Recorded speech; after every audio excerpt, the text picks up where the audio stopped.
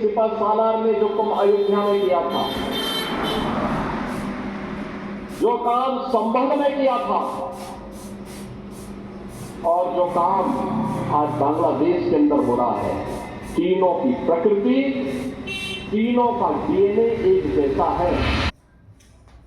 আপনার ডিএনএটা কার ডিএনএ? বীর সাভারকরের ডিএনএ, যে ছিল একজন কাপুরুষ, ব্রিটিশদের কাছে মুচলেখা দিয়েছিল এই বলে যে কোনো শর্তে তাকে জেল থেকে ছাড়তে হবে। আপনি নিজেকে কি মনে করেন? আপনি তো পিছনে কথা বলছেন। বাবর ছিল একজন শৌর্যবীর্যের প্রতীক।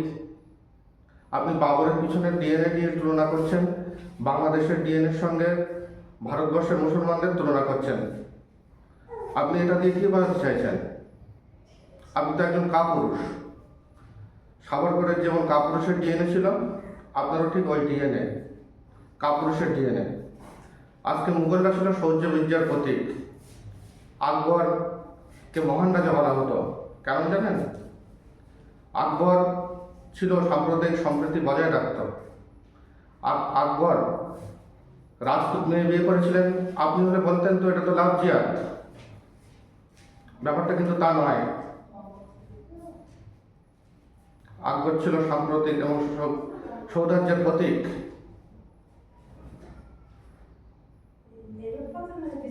রাজা, তার স্ত্রী ছিল যোধাবাই, রাজা উদয় সিংয়ের কন্যা। তিনি সাধারণত যুদ্ধে ভয় পেয়ে আকবরের হাতে তার কন্যাকে তুলে দিয়েছিলেন। তিনি ভগবান দাসের বোন ছিলেন। এখন যুদ্ধে ভয় পেয়ে তিনি আকবরের হাতে এটা তুলে দিয়েছিলেন, না আকবর তার কাছে বিয়ের প্রস্তাব দিয়েছিলেন, না নিজের সাম্রাজ্য বাঁচাতে এটা কাজটা করেছিলেন, সেটা নিয়ে বিতর্ক আছে। তবে সাধারণত ইতিহাস বলে আকবরের কাছে যেহেতু বিশাল সাম্রাজ্যের মালিক এবং আকবরের সঙ্গে যেহেতু যুদ্ধে পেরে উঠবে না, এই জন্যই তার কন্যাকে আকবরের হাতে দান করে দিয়েছিলেন। তাহলে আপনার ডিএনএ মনে হয় ওদের মধ্যেই আছে।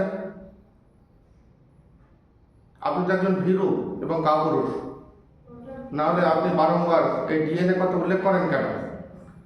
আজকে বাবরি মসজিদের রায়, যেখানে সুপ্রিম কোর্ট পরিষ্কার করে দিয়ে দিয়েছে যে সেখানে কোনো মন্দির ছিল না, একটা গহ্বর পাওয়া গিয়েছে, সেটা বৌদ্ধ ধর্মের নিদর্শন বা কোন ধর্মের নিদর্শন সেটা ঠিক ভালোভাবে বোঝা যাচ্ছে না। আপনি বারবার সেই পুরনো 500 বছরের ইতিহাসকে টেনে আনছেন। আপনার মতন অমানুষ মুখ্যমন্ত্রী হওয়া চলে না। আপনি পাহাড়ে বনে জঙ্গলে ঘুরে বেড়ান। আপনার ডিএনএ এবং মোহাম্মদ আলী জিন্নার ডিএনএ একই। মোহাম্মদ আলী জিন্না তার নিজের সম্প্রদায়ের কথা ভাবতেন, আপনিও আপনার নিজের সম্প্রদায়ের কথা ভাবেন। মোহাম্মদ আলী জিন্না শুধু মুসলিম করে মুসলিম রাষ্ট্র চাইতেন, এবং আপনি ভারতবর্ষকে একটা হিন্দু রাষ্ট্রে বানাতে চাইছেন। আপনাদের চারিত্রিক বৈশিষ্ট্য একই। পার্থক্য এইটাই, মোহাম্মদ আলী জিন্না মুসলিম রাষ্ট্রের জন্য পাকিস্তানকে বানিয়েছিলেন, আর আপনি ভারতবর্ষটাকে আবার ভেঙে টুকরো টুকরো করতে চাইছেন। আপনি হচ্ছেন এই যুগের জিন্না, কারণ আপনাদের চারিত্রিক বৈশিষ্ট্যই একই।